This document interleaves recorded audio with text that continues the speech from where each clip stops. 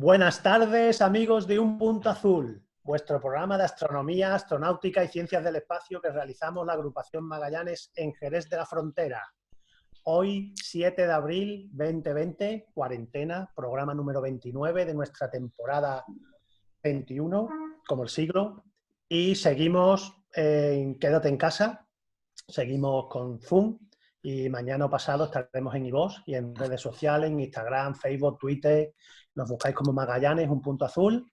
Y bueno, hoy están con nosotros, tenemos que agradecer de que vuelva nuestro querido amigo Marcos. Hola Marcos, buenas tardes. Nunca me fui, mi corazón siempre estuvo con vosotros.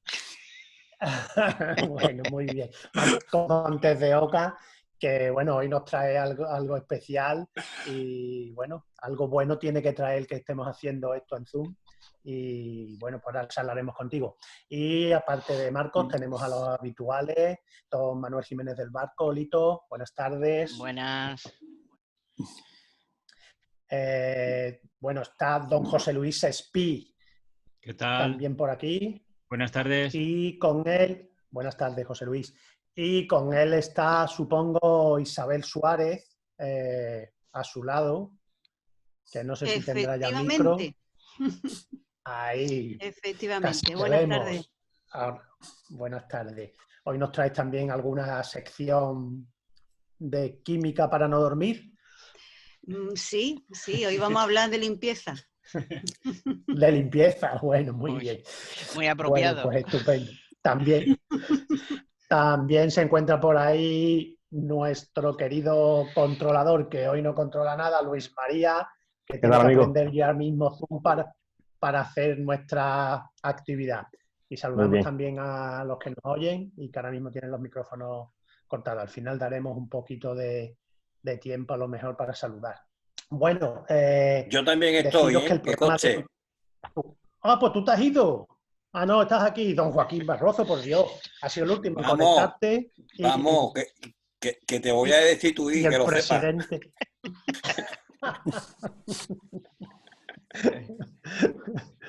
Hoy hay que decir que tristemente pues tenemos una mala noticia y es que ha fallecido un compañero de una agrupación, de la agrupación de Madrid, y que además era o ha sido vicepresidente de la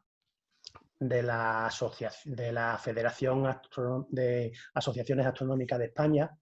Y bueno, es Leopoldo Pérez González, y nuestro más sentido pésame a su familia y a los amigos de la Agrupación Astronómica de Madrid. ¿Vale? Él fue vicepresidente del 2016 al 2018 de la FAE, de la que nos hemos incorporado nosotros hace poco. Decir también, bueno, que la FAE nos propone que la universidad, el equipo observatorio astronómico de la UAM, bueno, pues que tiene una serie de actividades, un concurso de dibujos, relatos y manualidades relacionados con la astronomía. Bueno, pues podéis buscar el observatorio UAM, Astro en Casa, y podéis ver ahí y para apuntar a los niños y hacer estas actividades. Y aparte, en su canal de YouTube, bueno, pues va a acercar la astronomía a todo el que quiera aprender o conocer un poquito de astronomía desde el sofá. Hay que decir hoy que hoy también un momentito, es la superluna. Agustín, un momentito. Hay que decir que quiero recordar que Leopoldo, al cual le mandamos nuestro pésame a toda la familia, era médico. Era médico, es uno de los sanitarios que bueno, él era físico. Sí, pero bueno, era físico, pero trabajaba en físico nuclear, hospital, ¿no? Era físico de hospital. Era físico hospitalario, sí. y es uno de los sanitarios que estaba ahí al pie del cañón y ha cogido el coronavirus y la verdad, lamentable. Uno de los... ¿Lo conocíais alguno de la Asociación de Madrid cuando hemos estado? Yo no he coincidido con él. No, yo creo que no. ¿Alguno no ni en algún congreso, alguna cosa me sonaría, pero bueno. Bueno, pues ya lo sentimos muchísimo y un abrazo muy fuerte para toda su familia. Comentar que hoy hay luna en el perigeo, los periodistas les gustan llamarla superluna, Y bueno, pues le podéis hacer una foto incluso con el móvil, pero una superluna, Marco ya no, desde que nos hizo ese espectacular artículo en nuestra página web, reivindicando la mini luna, Marco, una superluna tampoco es, ¿no?, una cosa... Terriblemente sobrevaloradas las superlunas. Concretamente estaba a 356.911 kilómetros, el perigeo, ¿eh? A las 8:09 de ayer. Total, un poquito más de la media. O que casi prácticamente, aunque le hagáis la foto, no lo vais a notar. No. A simple vista, incluso para astrónomos, prácticamente inapreciable. Correcto. Si queréis hacer una foto, recordar, incluso con el móvil la podréis hacer, pero bueno, estando en casa desde el balcón, pues solo la luna, pues con un trípode, y los móviles de ahora, sobre todo los nuevos, bueno, pues podéis convertirlo casi en una reflex. Si no trae los parámetros, pues hay programitas que os ayudan, pero podéis bajar o tener un ISO adecuado y probar un poco ahí con la exposición, ¿vale? Y podéis hacer una foto bonita de la luna. Lo ideal es hacerlo con una reflex o con un telescopio, evidentemente, que sacaréis mucho más motivo y mucho más interesante. Más efemérides de hoy. Bueno, el día de esta semana, el día 3 de abril, ¿qué pasó? ¿Qué pasó el día 3 de abril? 52 años ya del famoso monolito y de 2001 Odisea. Yo este fin de semana la he vuelto a ver. Espero que vosotros la veáis en la novena. Hablando de cosas sobrevaloradas, bien al hilo.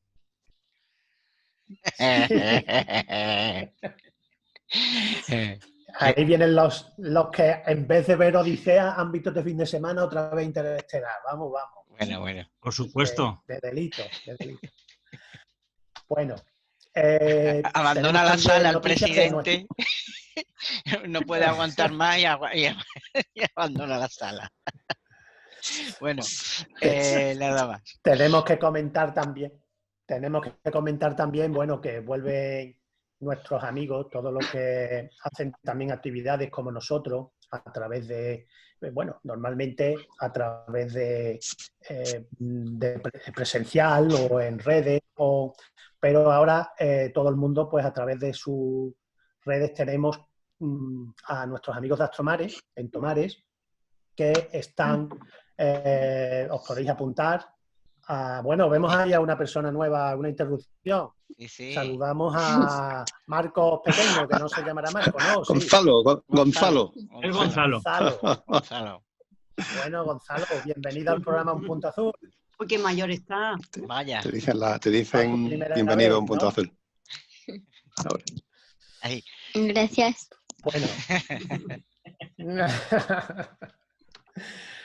Bueno, continuamos con Astromares. El día 8 de abril, mañana, a las 19:30, pues tenéis una videoconferencia. Quien quiera conectarse tiene que solicitar una invitación a través de WhatsApp al 638-147022. Astromares New, José Manuel Espinosa, es la primera parte. La siguiente, ¿Qué le pasa a Betelgeuse?, de Manuel Fernández, y Estrella al borde de la ruptura, de Antonio González. También tenemos, bueno, vuelven también Ciencia en el Boulevard, lo han llamado Cuarenciencia en Boulevard. El miércoles 8, justo después de esta conferencia, a las 21 horas, pues tenemos a Clara Grima, que podéis, bueno, pues a partir del YouTube de Ciencia en el Boulevard, pues tu secreto mejor guardado. Y por último, o no por último, pero bueno, también es interesante el Planetario de Madrid, que podéis conectaros a través de www.planetmat.es. Bueno, pues está realizando una serie de eventos. Hoy, precisamente, día 7 a las 6, los agujeros negros, un viaje a lo desconocido, que con el ponente Telmo Fernández ha sido ya, pero ahora mismo tenemos uno próximo, el día 9 de abril, a las 18 horas, Planetario en Casa. 12 cuestiones a la introducción de astronomía, astrofísica y cosmología, por Rodrigo González Peinado. Como veis, hay toda una serie de actividades que todo el que quiera puede, a pesar del confinamiento, puede hacerlo. Y, por supuesto, tenemos una actividad estrella que hemos tenido este domingo, que hemos tenido un ponente espectacular, don Manuel Jiménez del Barco, que nos ha explicado las nebulosas planetarias de una forma espectacular. y el domingo que viene más, ¿no, Lito? Sí, sí, el domingo que viene, cómo medir y no morir en el intento. Bueno, medición de distancia astronómica, subtítulo, cómo medir y no morir en el intento, que era el subtítulo que le pusimos a la sección aquí mía.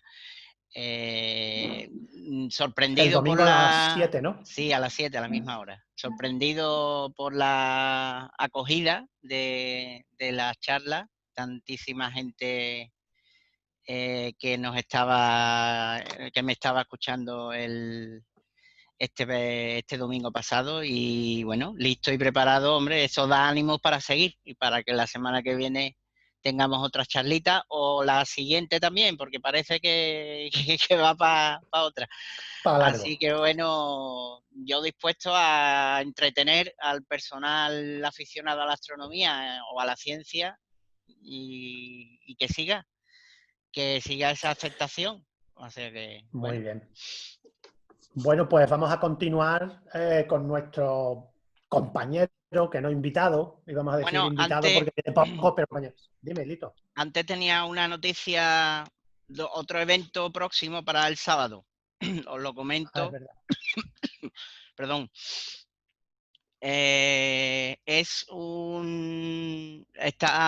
Ha sido fomentado por la Junta Directiva de la Rada, del que formó parte, y va a ser un juego de un viaje estelar en el que, bueno, os lo leo para que quede más claro, porque está muy bien expresado. Entonces, así que digo, hemos escondido un tesoro en el universo cercano. Tienes que coger tu nave espacial y viajar por él para llegar a encontrarlo.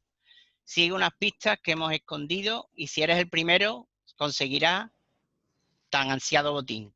Algunas pistas requieren inventiva, otras destreza con los planetarios y no pocas de imaginación digna de un viajero. Comenzaremos el 11 de abril, sábado, a las 11 de la mañana y terminaremos cuando el primero complete el viaje y encuentre el tesoro.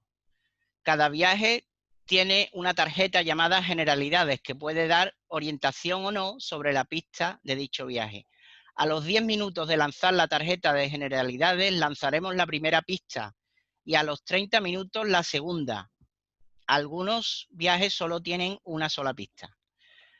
Las siguientes pistas de los viajes se lanzarán solo a los que hayan hecho llegar la imagen del destino, o sea, hayan solucionado la pista. Cuando el viajero haya llegado a un destino, aparte de darle la tarjeta de Generalidades del siguiente destino, se le dará una tarjeta que será muy útil para llegar al tesoro escondido. Se pueden usar tantos medios crea necesario el viajero. Algunos objetos escondidos requieren software astronómico, Stellarium, o búsqueda o antigüedad. En un momento dado del juego, para aquellos que hayan llegado a determinado destino, le daremos una pista a la hora concreta. Entre todos los participantes crearemos un grupo de Google para seguir estos avances y los comentarios oportunos para la diversión de todos, porque por lo que nos tendré que facilitar un correo de Google. Para comunicaciones privadas y resoluciones de pistas usaremos el correo genérico astroandalucía@gmail.com. Así que os animamos a participar en este viaje estelar de la Rada. Si queréis inscribiros, ya sabéis, el sábado a partir de las 11 de la mañana mandáis un correo previo a astroandalucía@gmail.com y tendremos un sábado entretenido viajando, resolviendo pistas para llegar a un tesoro escondido. ¿De acuerdo? Muy bien, pues muy interesante y nos tendremos que apuntar para el sábado, que este sábado no creo que tengamos otra cosa mejor que hacer. Bueno, pues tenemos ya la conexión directa con Marcos. Marcos, ¿qué nos traes hoy? Pues hoy os traigo un tema un poquito particular, es astronomía, por supuesto, pero con la particularidad de que quiero examinar cuáles son las relaciones entre la astronomía y una disciplina que en principio puede parecer bastante alejada, que es la economía. Voy a hablar un poco sobre astronomía y economía. Bueno, sabéis que la astronomía se relaciona de forma más o menos natural con otras ramas del saber, otras disciplinas de estudio, como son pues nuestras viejas conocidas como la astrofísica, fundamentalmente, la astrobiología. Existe también la astroestadística, ¿ven? Como una rama que a la vez es de la matemática y de la astronomía. Tenemos la astroquímica, tenemos también la geología planetaria, incluso podemos también hablar, o se habla también con frecuencia de la arqueoastronomía, es decir, la astronomía practicada en tiempos antiguos. Pero rara vez se habla de las relaciones que pueden existir con la economía. Y vamos a intentar analizarlas un poquito durante esta tarde. Fijaos, la primera relación que yo aprecio es una relación que está en el propio nombre de la ciencia. Ambas, la astronomía y la economía, tienen un mismo sufijo. Ese sufijo nomía, ambas proceden del griego, mientras que la astronomía procede de las palabras griegas astron, que significa estrella, y nomía, que hace referencia a las leyes, las normas, la cultura. Así la astronomía sería pues, el estudio de las leyes que rigen el movimiento de las estrellas. Pues igualmente la economía, que también tiene ese sufijo nomos, sería la ciencia que estudia las normas de la oikos, es decir, de la casa. Originalmente era la ciencia de administración de la casa, la economía, por así decirlo, doméstica. ¿Bien? Hoy en día, bueno, pues tanto la economía como la astronomía tienen unos significados más amplios, y la verdad es que si analizamos las definiciones de ambas disciplinas, pues no podían ser más diferentes. Mientras que la astronomía es una ciencia natural que estudia los objetos y los fenómenos celestes, una ciencia, por tanto, pongo el énfasis en la palabra natural, es una ciencia que va de fenómenos naturales, ajenos por completo al ser humano. La economía, en cambio, es una ciencia social que estudia la producción, la distribución y el consumo de los bienes y servicios. Ciencia social, por tanto, con el acento puesto en comportamientos y relaciones puramente humanas. El objeto de la astronomía seguiría existiendo aunque no existiera el ser humano, mientras que no existiría economía si no existieran seres humanos. Bien, parecen por tanto dos disciplinas, y lo son efectivamente bastante diferentes en cuanto a sus métodos, ámbitos de estudio, etc. No obstante, podemos intentar explorar cuáles son las relaciones que existen entre ellas.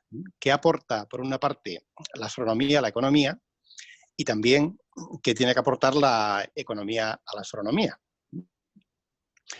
Comencemos, si os parece, empezando a ver cuál es la aportación que la astronomía puede hacer a la economía.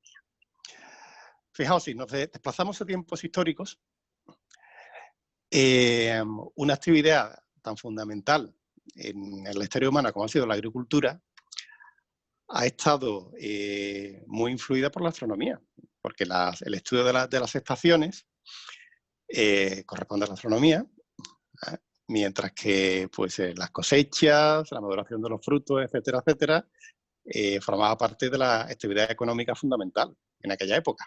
Todavía no existía un sector terciario como ahora, no existían servicios, la industria pues estaba en un estado todavía bastante atrasado y la mayor parte de la economía pues se circunscribía a la agricultura. Más adelante, cuando tiene lugar el desarrollo del comercio y por lo tanto de la navegación marítima, la astronomía tiene también algo muy importante que decir, dado que todos los instrumentos y los métodos de navegación marítima estaban fundamentados en cálculos astronómicos. El posicionamiento que se hacía en la época se realizaba con métodos puramente observacionales y astronómicos. ¿Y qué decir de la medida del tiempo? También la medida del tiempo ha tenido una labor fundamental, un papel importantísimo en la actividad económica históricamente. Una medida del tiempo cuyo origen está en astronómico, cuyos métodos están también relacionados con la astronomía y que fue fundamental para incrementar la productividad de las actividades económicas. Se sabe que cuando se establecieron métodos objetivos de medida del tiempo, hubo un enorme avance en la productividad general de la economía, porque ya las actividades estaban mucho más tasadas, habían unas horas en las que todo el mundo estaba de acuerdo de inicio de las actividades, de fin de las actividades, con lo cual, pues bueno, otra rama importante de contribución desde la astronomía a la economía. Hoy en día, bueno, pues sigue habiendo, hasta cierta extensión, una cierta contribución de la astronomía a la economía. Por una parte, tenemos una labor de prevención. Hoy en día, la actividad solar sigue siendo un elemento importantísimo, no solo en la economía, sino en la totalidad de las actividades humanas, ¿no? Especialmente en lo que se refiere a la dependencia que hoy en día tenemos de las redes de comunicaciones, ¿no? Imaginad un evento Carrington, esa concepción teórica, pero que puede pasar realmente de un pico extraordinariamente alto de actividad solar que proporcione una disrupción de las comunicaciones. Sería un problema económico de una envergadura pues, similar o mayor de la actual crisis del coronavirus. Y qué decir tiene de la prevención de la actividad de los objetos cercanos a la Tierra, de los NEOs. Es también importante que se mantenga una observación de los pedruscos que potencialmente pueden tener un efecto sobre las actividades humanas, un evento catastrófico, y que evidentemente pues también de una forma preventiva y a largo plazo pues es una contribución de la astronomía a la economía y al resto de las actividades humanas. También podríamos destacar la transferencia tecnológica que se produce, que tiene lugar desde el campo de la astronomía al campo de la industria. Sabéis que una gran parte de los avances tecnológicos que al final tienen una aplicación directa sobre las actividades productivas proceden de la astronomía. Los ejemplos más cercanos que se me ocurren pues, serían las CFDs, las cámaras CFDs, no solo se utilizan en fotografía aficionados, sino en muchos otros sectores de imagen profesional, proceden de la investigación astronómica. Igualmente muchas otras contribuciones al sector aeroespacial. Los GPS, por ejemplo, pues dependen también para su orientación, para que los satélites se orienten, de puntos de referencia que son astronómicos, incluidos pues, galaxias y cuásares, ¿no? Podemos citar muchísimos ejemplos de contribución de la astronomía a la economía. Pero en realidad, si nos paramos a analizar todos estos ejemplos que podríamos citar, tienen dos características que los podrían definir. Una, que estas contribuciones de la astronomía a la economía solo tienen lugar a un plazo largo. Es decir, ahí no hay unos efectos inmediatos de contribución o de mejora de la economía por parte de la astronomía. Mucho tienen que ver con ciencia básica, que sabéis que hasta que se traduce en mejoras tecnológicas aplicables o susceptibles de ser explotadas industrialmente, pues pasa muchísimo tiempo. Y la segunda nota es que en la práctica totalidad de los casos se trata de efectos colaterales o secundarios. Es decir, son avances tecnológicos no buscados o no investigados para tener una explotación económica o un beneficio económico de forma directa, sino son, pues eso, efectos secundarios a una investigación astronómica de base, que era realmente el objetivo fundamental y primario de estas mejoras. Es decir, solo de forma, digamos, tangencial y secundaria se produce, por tanto, esta contribución tecnológica al conjunto de la economía. Bien. Sin embargo, si analizamos cuáles son las relaciones en sentido inverso, es decir, qué aporta la economía a la astronomía, aquí sí veremos que hay una intensa relación de dependencia entre la astronomía y la economía. Es decir, la astronomía, en última instancia, depende de la economía, como enseguida pasaremos a analizar. Como aficionados que somos a la astronomía, sabemos lo caro que resulta hacerla. Si a nosotros como aficionados nos resulta caro practicar nuestra afición, porque el instrumental que se requiere pues, tiene un coste elevado para una economía doméstica, pues imaginaos en el caso de los grandes proyectos de astronomía profesional. Pensamos, por ejemplo, en los observatorios. Los observatorios requieren unas inversiones enormes. Por irnos a un caso extremo, podríamos citar el James Webb Space Telescope, un proyecto que nació en 1996 como sustituto de nuestro viejo amigo el Hubble y que 24 años después aún no ha sido lanzado. Y sin embargo lleva un coste acumulado de la friolera de 10.000 millones de dólares, el equivalente al rescate de un país pequeño. Eso, digamos, como ejemplo extremo. A una escala un poco más modesta, podemos citar también el Gran Telescopio de Canarias, el Gran TECAM, un proyecto prácticamente español al 90%, que también tuvo un periodo no tan largo, pero bueno, se llevó unos 7 años su ejecución y se llevó también 130 millones de euros de financiación. Veis, por tanto, que bueno, la astronomía efectivamente no es nada barata y requiere unas enormes inyecciones de capital para poder realizarse. Eso en cuanto a recursos materiales. Si hablamos de recursos humanos, pues a los investigadores, como muchas otras personas, tienen la mala costumbre de querer comer y querer alimentar a sus familias. No solo hay que pagarles por su labor, digamos, de actividad de investigación, hay que pagarles también por los años de preparación que supone el formar a un astrónomo profesional. Estamos hablando también de enormes cantidades de dinero para mantener a estas personas. Y a cambio, hay un concepto fundamental en economía que es el retorno de la inversión. Es decir, al final toda inversión tiene que producir un beneficio en el tiempo. Y realmente, si analizamos a corto plazo cuál es el retorno de estas inversiones materiales y humanas que estamos comentando, pues es complicado de ver, ¿eh? Es cierto que en el corto plazo, pues es cierto, un gran proyecto astronómico, es cierto que como cualquier proyecto de cualquier ámbito, pues dinamiza la actividad económica de los participantes, toda la industria auxiliar que participa pues, en la construcción de un telescopio espacial o de un observatorio, etcétera, etcétera.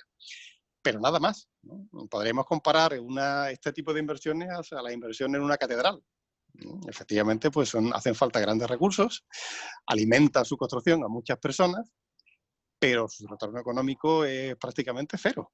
El retorno que pueda tener una catedral o un observatorio astronómico seguramente hay que medirlos con otro tipo de parámetros que no son los estrictamente económicos.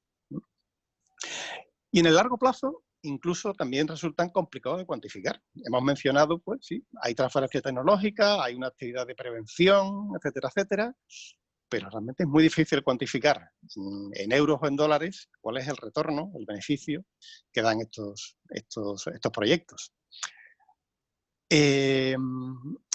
Incluso cuando pensamos en proyectos como el Apolo, que se suele citar como paradigma de gran contribución de la astronomía al conjunto de la actividad económica, realmente creo que es un mal ejemplo, porque el proyecto Apolo no es astronomía en sentido estricto, es exploración del espacio, es carrera espacial, es una actividad quizá tuvo mucho más de político que de estrictamente científico, con lo cual, incluso en el ejemplo más favorable, es complicado apreciar esos beneficios que la astronomía pueda proporcionar a la astronomía. ¿Bien? ¿Y qué pasa? Pues claro, como la astronomía no genera unos beneficios económicos, o estos son difícilmente cuantificables, o son pues pequeños, tenemos que nutrir a la astronomía con excedentes. Es decir, en otras palabras, con aquello que le sobra a la economía. Ya decían los clásicos, una cita que traigo aquí, que es primum vivere deinde philosophare. Primero hay que vivir y luego está la filosofía. Y la astronomía podemos considerarlo a estos efectos como una rama de la filosofía, es decir, un saber que hay que tenerlo, efectivamente, pero que, oye, no nos alimenta. Ni a corto y muy difícilmente a largo plazo la astronomía nos alimenta o Vale. produce un beneficio de carácter económico. En definitiva, la astronomía no se hace para el consumo. Y curiosamente, por esto que decía de que la astronomía tiene que nutrirse con excedentes de la economía, podemos apreciar que existe una correlación clara entre la actividad económica de un país, que podemos cuantificar y medir fácilmente mediante el Producto Interior Bruto de cada país, y la vitalidad en ese país de la investigación astronómica. Hubo un estudio que se hizo en este sentido, en el cual se ponían en relación diversas métricas tanto de la actividad económica del país como de los resultados de la actividad astronómica de cada una de las naciones. Y los indicadores que se emplearon fueron muy, muy curiosos. Por una parte, como mencionaba antes, el PIB, como una medida pues, objetiva del peso económico de un país. Y en cuanto a la métrica de la investigación astronómica, pues se utilizaron el número de miembros de la Unión Astronómica Internacional, ¿no? Digamos la plataforma, el organismo de mayor reconocimiento internacional que integra a los científicos astronómicos, ¿verdad? Y por otra parte, el número de papers, ¿no? De artículos de investigación producidos por científicos originarios de cada país. Pues bien, el estudio reveló que cuanto más rico era un país, más astrónomos tenía y más publicaban estos astrónomos. Es decir, una clara correlación entre la actividad económica del país y la intensidad de su investigación astronómica. Por tanto, esto nos llevaría a que para que en una nación exista una ciencia astronómica de calidad, hace falta una economía pues, potente. Hace falta una actividad económica intensa, una capacidad productiva relevante, y de este modo pues, como se produce realmente unos resultados palpables en la investigación astronómica. Por tanto, podemos considerar o concluir que la relación entre economía y astronomía en buena medida es de dependencia de la astronomía de la economía. Y por concluir, quisiera mencionar una cita que creo que ilustra bastante bien los motivos por los que se hace astronomía. ¿No?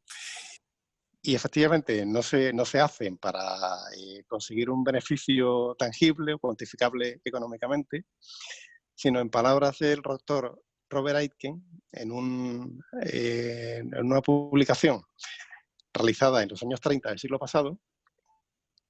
Este hombre era director del Observatorio Lick y la publicación, su libro se llamaba El uso de la astronomía. La cita es la siguiente.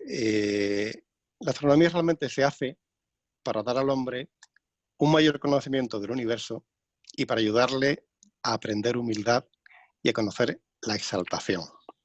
Esa es la misión de la astronomía. Por tanto, concluimos que la astronomía no necesita producir un resultado económico, sus objetivos son otros, y que sin embargo es necesaria una actividad económica intensa para que con sus excedentes se puedan abastecer de recursos materiales y humanos la investigación astronómica. Y eso es todo, amigos. Pues muy bien, Marcos. Muchas gracias por tu vuelta y te esperamos ahora ya todos los martes para que nos traigas cualquier tema o compartas con nosotros estos ratitos que, bueno, que vienen bien, ¿no? Tú asústalo. Es que os doy la mano y os tomáis el pie, ¿eh? Bueno, cuando tú quieras. Una vez al mes. No hace daño. Hombre, no tanto como lavarte las manos, pueda, pero... Claro, claro. Como lavarte las manos, pero de vez en cuando. Bueno, pues vamos a continuar, que tenemos también hoy como martes sí, martes no, cuando ella puede, a Isabel Suárez, que nos habla un poquito de química y en este caso pues nos va a hablar sobre algo muy interesante ahora que es la limpieza. Bueno, siempre es interesante el tema de la limpieza, pero Isabel, ¿qué nos vas a contar? Bueno, Que no pues sepamos, que siempre nos sorprende, claro. bueno, yo creo que lo que voy a contar, quizás vosotros sí lo sepáis, pero muchos de los oyentes no. Y es bueno que sepan el porqué de las cosas, porque ya sabéis, lo que no es física es química y las matemáticas son el instrumento, no hay más. Bueno, pues como estamos en una situación especial, es bueno que sepamos el por qué nos dicen que hagamos ciertas cosas. Lo primero que vamos a ir es con el virus, ¿no? Bueno, yo creo que todo el mundo sabe ya la estructura del coronavirus, que tiene una parte de material genético, de ARN, no tiene su propio ADN, es un virus. Luego tiene unas proteínas, que es con lo que se agarra a la célula humana, y por último tiene una envoltura grasa, que es la que protege al virus. Si nos cargamos esa envoltura grasa, esa membrana, lo matamos y se acaba. Pero, ¿cómo lo hacemos? Bueno, pues tenéis que tener en cuenta que nuestra piel es una superficie ideal para el virus, porque es orgánica y tiene proteínas y tiene ácido graso en nuestras células muertas que tenemos en la piel, y entonces esto es estupendo para él, porque estas células muertas nuestras, estas proteínas, estos ácidos grasos que tenemos nosotros en la piel, establecen puentes de hidrógeno con la cubierta grasa, con la membrana grasa del virus, y entonces se adhiere a nuestra piel, y a partir de ahí pues ya no nos podemos deshacer de él. Para que el virus desaparezca o no seamos portador de él, ¿qué es lo que nos han recomendado? Nos han recomendado lavarnos, y nos han recomendado distintos productos. Voy a dejar para el final el más importante y el más barato. Entonces voy a empezar por el gel hidroalcohólico, que sabéis que los primeros días desapareció, que había gente que ha especulado con él y ha subido el precio un montón, que desapareció no solo el gel de alcohol, sino que desapareció cualquier otro tipo de alcohol de la farmacia, de los supermercados, de todos los lados. Bien, pues el gel, efectivamente, el alcohol, debe de tener un porcentaje entre el 60 y el 70%, puede ser no solo etanol, también podría ser isopropanol, y sirve tanto para las manos como para cualquier otra superficie. ¿Qué particularidad tiene o cómo actúan las moléculas de alcohol con el virus? Bueno, pues disuelven la membrana grasa y además destruyen su estructura proteica. Otra cosa de las que nos recomendaron fue la lejía. Yo creo que ya no hay casa en España que no tenga un bote de lejía diluida, ¿no? Bueno, pues la lejía, sabéis que es hipoclorito de sodio y tiene que tener como mínimo una concentración del 0,1%. No se recomienda para nuestra piel, porque modificaría muchísimo el pH de la piel y nos provocaría otros problemas dermatológicos, pero sí es recomendada para la superficie. La lejía, al igual que el gel hidroalcohólico, pues destruye las proteínas y el material genético del virus. ¿El agua oxigenada? Pues también es válida el agua oxigenada, porque también va a destruir tanto la membrana, las proteínas, como el material genético del virus. Actúa exactamente igual que lo hace la lejía. Y la concentración mínima sería del 0,5%. De nuevo, el agua oxigenada no es recomendada para la piel humana, porque también nos provocaría otros problemas dermatológicos aparte, y bueno, pues no lo más adecuado. El agua oxigenada sí la recomiendan para la superficie, pero también es cierto que el agua oxigenada es mucho más cara que la lejía, y por eso para la superficie lo más fácil es usar la lejía, y si no tenemos, pues el alcohol. Y la medida más barata y la más eficaz, ¿cuál es? El lavarse con agua y jabón. Bien, y entonces, ¿qué es lo que tiene el jabón para que sea la medida más barata y más eficaz para la lucha contra este virus? Bueno, pues algo muy, muy simple, y es la estructura que tiene el jabón. Los jabones son ésteres. Un éster es un compuesto orgánico, o sea que tiene una cadena de carbono, y su grupo funcional, lo que lo distingue, es un grupo carbono con 2 oxígenos. Y uno de esos oxígenos pues, está unido a un elemento metálico, que suele ser sodio. Las composiciones de los jabones pues, son diferentes, ¿no? Normalmente son sales como el lauril sulfato de sodio o el estearato de sodio. Esos son los nombres habituales de la composición del jabón. ¿Y qué particularidad tiene esta molécula? Bueno, pues esta molécula se lleva bien con todo. Se lleva bien en el sentido en el que, pues, tiene un extremo que se llama hidrófilo, al que le gusta el agua, y luego tiene un extremo al que le gusta la grasa. Entonces, esos 2 extremos lo hacen idóneo para luchar precisamente contra el virus, porque la cadena hidrófila se va con el agua y destruye la membrana grasa.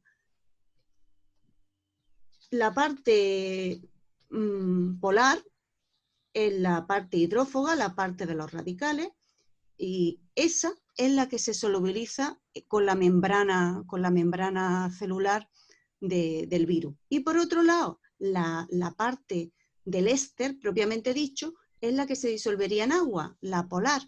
Y entonces, si esta tira lo suficientemente de la otra, pues, ¿qué es lo que ocurre? Que arrastra no solo la cadena del jabón, sino que arrastra también al virus, porque el virus se ha adherido a la otra parte de la cadena. Entonces, lo importante es que esa parte hidrófoga del jabón pues se combine bien con la grasa, en este caso sería con el posible virus, la parte de la membrana, y entonces la parte hidrófila tiraría del resto, la encapsularía, y una vez que ya nos ponemos debajo del grifo, pues ya el arrastre haría todo el resto del camino. ¿Qué ocurre con el agua? Bueno, pues que según el agua de nuestra zona, pues la eficiencia del jabón es mayor o menor. En las aguas duras, como es el caso de la de Jerez, pues tenemos elevadas concentraciones de iones calcio y magnesio, y es menos efectivo el jabón. Vosotros lo habréis comprobado cuando habréis ido a otras ciudades en las que el agua tiene menos cal, como con menos jabón hace mucha más espuma. Y en nuestras casas, bueno, pues vemos continuamente cómo se producen precipitados insolubles de cal, que se le suele llamar cal, pero que puede ser también no solo calcio, carbonatos de calcio, sino también de magnesio, y también en nuestra ropa que queda un poco como acartonada, y por eso pues la gente le suele echar suavizante. Yo no recomiendo el uso de suavizante, porque el suavizante es de las cosas más contaminantes que podemos usar, es de lo que más contamina el agua. Es mejor echarle, fijaros, vinagre blanco. Vinagre blanco a la lavadora, lo mismo que le echa uno detergente. Y el vinagre pues disuelve bien los depósitos de cal. Entonces, al fin y al cabo, ¿qué es lo que hemos conseguido con el jabón? Bueno, pues lo de siempre, disminuir la tensión superficial, creando un efecto de emulsión, porque no llega a mezclarse una parte con la otra y arrastrar mediante el agua. Y luego ya el consejo siguiente es cómo lavarse las manos. No sé si habéis visto un vídeo que hay por internet que circula en el que una persona coge tinta negra y se frota las manos de manera que al terminar todos los guantes por arriba y por abajo están completamente negros. Esa es la manera eficaz de lavarse las manos. Entonces, si recapitulamos, simplemente la forma más sencilla y más barata de luchar contra el virus es lo que nos enseñaron desde pequeños, a lavarnos las manos con frecuencia y a lavarnos las manos bien. Algo muy sencillo y muy barato. Y todo lo demás, bueno, pues se puede usar cuando no tenemos agua y jabón, pero teniendo agua y jabón es lo más fácil, lo más barato y lo que menos daña nuestra piel. Muy bien. Pues muy bien, Isabel, muchas gracias. Como siempre, aunque lo sepamos, pues es importante recordarlo y la verdad es que es muy interesante cómo funciona la química, al servicio en este caso de facilitarnos el tema del coronavirus. Y como tú dices, pues la física, la matemática y la química en función de esto. Hace poco he leído un artículo de los métodos matemáticos, ¿no?, para dar solución al coronavirus, no solo con estadística, la estadística de investigación operativa y otra parte de la matemática, bueno, que hacen que los modelos, pues lo que no sabemos lo podamos ir averiguando y conociendo un poquito mejor el futuro. Bueno, pues vamos a continuar. Acuérdate, Y Agustín, tenemos... acuérdate de la conferencia que vimos en Espacio Abierto, que era las matemáticas curan, ¿te acuerdas? Interesantísimo. Efectivamente, las matemáticas cura, que fueron espectaculares de Ya lo creo. cómo las matrices sirven para estudiar, bueno, en este caso de unos niños que permite curarlo. Era para el tema de, ¿cómo se llama esto? Bueno, de una de las enfermedades de la leucemia, de una de las enfermedades más mortales y peores que hay actualmente, sobre todo para los más jóvenes. Tendremos que Agustín, traer un día a la matemática para que nos lo cuente también en la radio, no solo en espacio abierto. Dime, Isabel. pues nada, una puntualización. No he querido entrar en detalles químicos porque, claro, tal y como yo lo he explicado, muy fácil, ¿no? 2 partes, una hidrófila, una hidrófoba, y se acabó. Es un poquito más complicado, pero al fin y al cabo, como os digo, es así de simple. Son fuerzas intermoleculares que tiran unas de otras y enlaces y no hay más. Pues sí, Isabel, efectivamente. ¿te puedo hacer una pregunta? Sí. Isabel, Claro, claro. mira, he leído que sobre el alcohol, que el alcohol de 96 grados higieniza peor que el de 70 grados. ¿Eso es así? Sí, sí, es cierto, es cierto. Por eso te ponen entre el 60 y el 70%. Y además el alcohol de 90 quema, por eso ya no se usa, Quemar por las manos. ejemplo, exactamente, no se usa en las curas de herida y demás. Antes se usaba muchísimo el alcohol y ahora no se usa. De hecho, yo vi uno de los primeros vídeos tras el confinamiento de cómo hacer, ya que estaba se habían agotado los geles hidroalcohólicos, de cómo fabricarlos y había que rebajar el alcohol, porque el Sí, alcohol de mira, 96 es muy Claro. fuerte. nosotros Al llevábamos a la 70, ¿no? feria, al 70, como entre el 60 y el 70. Nosotros llevábamos a la Feria de la Ciencia precisamente antes de que pasara todo esto.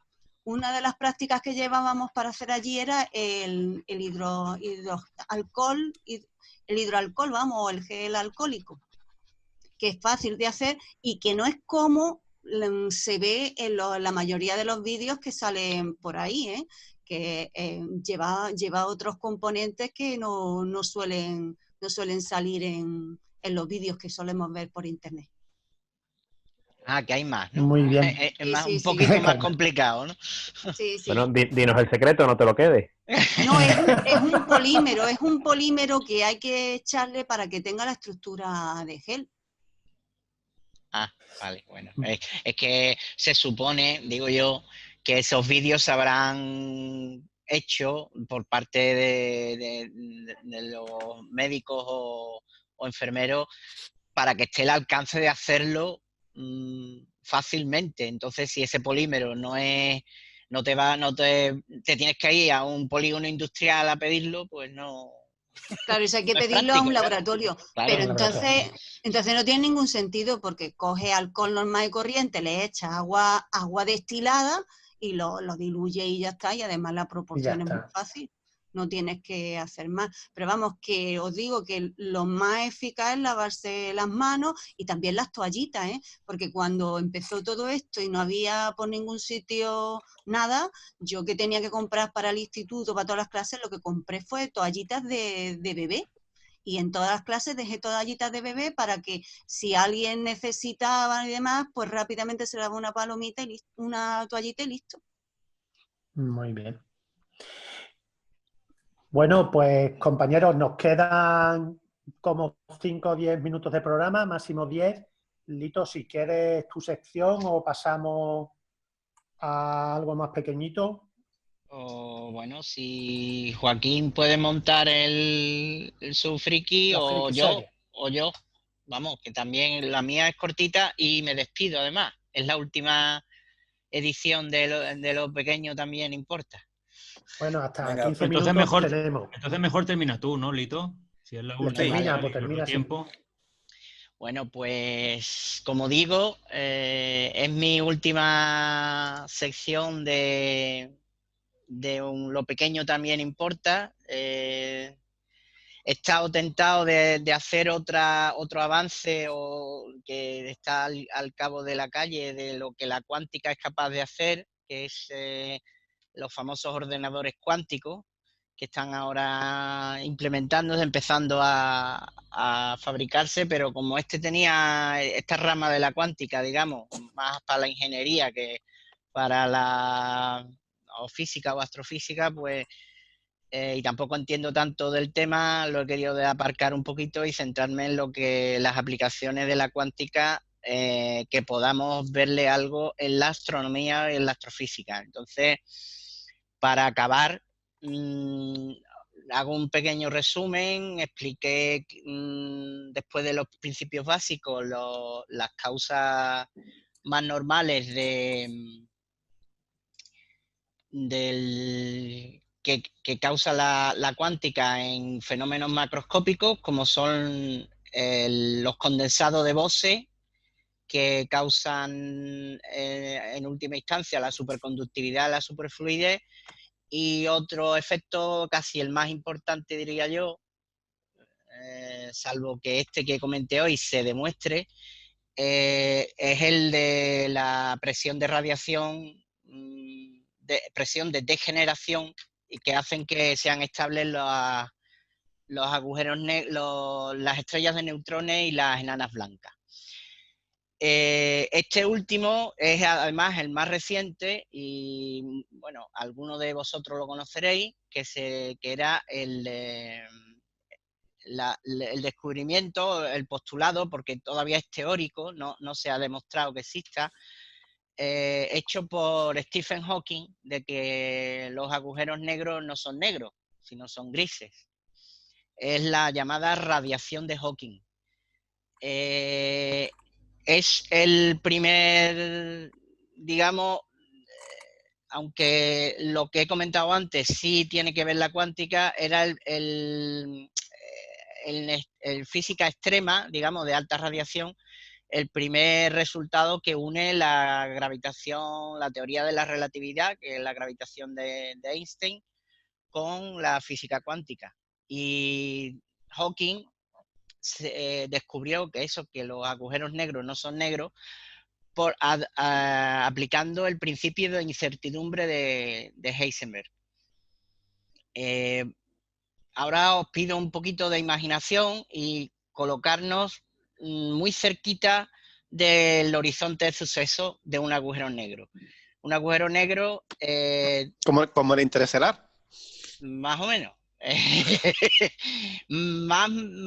Yo diría, como dirían por aquí, más mejor que con Interestelar, ¿vale?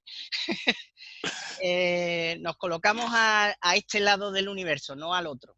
Digamos que el horizonte hace una frontera. En el horizonte de suceso es el punto, o sea, la línea matemática o la esfera, en este caso, que sería en matemática, en el cual la velocidad de escape de un fotón o de cualquier partícula tendría que ser la velocidad de la luz para salir de ahí. A partir de ese horizonte hacia adentro, la velocidad de escape sería superior a la velocidad de la luz y por tanto nada escaparía de ahí, porque nada puede ir más rápido que la luz. Todo lo que está por encima del horizonte sí vemos esa radiación. Pues vamos a colocarnos muy cerquita del horizonte de sucesos, que nos podemos casi matemáticamente colocar tan cerquita como queramos, porque el horizonte en teoría es una línea matemática. Si nos colocamos muy cerquita,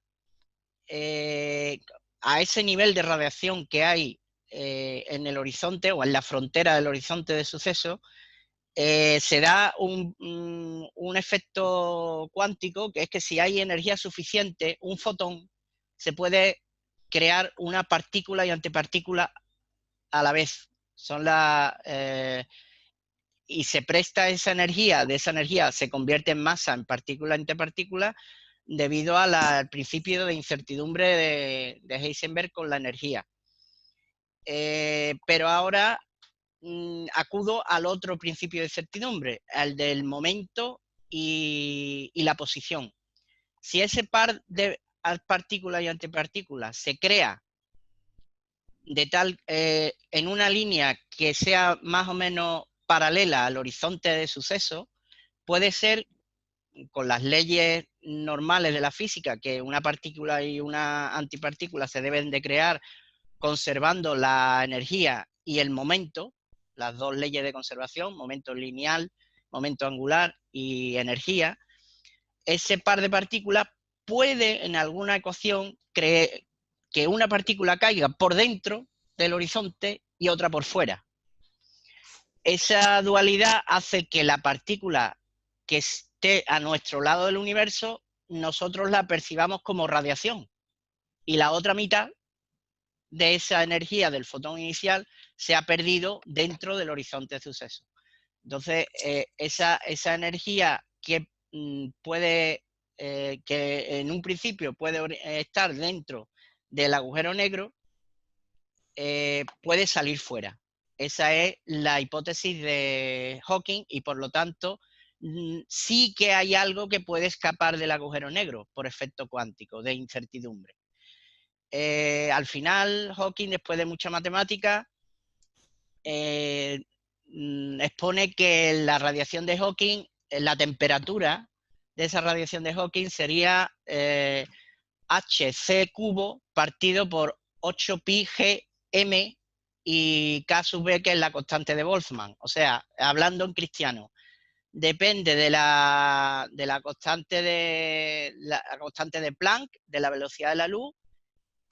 Tiene otras constantes como el número 8 y la pi, pero y de la constante de gravitación, pero es inversamente proporcional a la masa. ¿Vale? Lo otro es K sub b, que está también en el denominador, que es la constante de Stefan Boltzmann. Así que Hawking descubrió que la radiación es inversamente proporcional a la masa del agujero negro. Entonces, si el agujero negro es muy pequeño, tiene una temperatura, digamos, alta, entre comillas. Y si el agujero negro es supermasivo, la radiación de Hawking es muy débil. Entonces, los primeros que, digamos, se evaporan serían los agujeros negros menos masivos. Y los que más tardarían en evaporarse serían los agujeros supermasivos. Esa temperatura es tan baja que, haciendo números, probablemente el universo llegue al Big Rip, supongo, si es la teoría más acertada, antes de que un agujero negro medio se evapore. Así que, como teoría está muy bien, postula que sí, que puede haber algo que salga de los agujeros negros, pero que bueno, probablemente ni lo notemos siquiera. Así que se quedarán los agujeros negros como los últimos herederos del universo cuando lleguemos al final de la última era antes de desgarrarnos. Pero esperemos que en futuro cercano alguien, que seguro que algún físico experimental tratará de buscar alguna forma de probar esa radiación de Hawking, por la que ha sido tan, vamos, por lo menos entre el mundillo científico se le ha apreciado tanto este final, casi que lo hizo un poco antes de morir, el descubrimiento teórico de Stephen Hawking. Así que con esta explicación de la cuántica, cómo afecta a los objetos macroscópicos, que es qué más macroscópico y qué más grande puede ser que un agujero negro y su influencia. Con esto termino. Lo pequeño también importa, y espero que os haya gustado por lo menos saber que la cuántica no solo es cosa de átomos, de quarks y de electrones y de fotones, sino también a escala macroscópica podemos notarlo y verlo incluso, porque hemos visto alguna vez que otra, nosotros hemos visto una enana blanca o bueno, ya una estrella de neutrones ya ha sido más difícil, pero bueno, ahí estamos. Y eso es todo. Pues muy bien, pues ya prácticamente no hay tiempo para la friki serie. Podríamos apurar un poquito el tiempo, pero para que no nos coja el toro con el Zoom, quizás pues sea mejor ya poner la sintonía de despedida.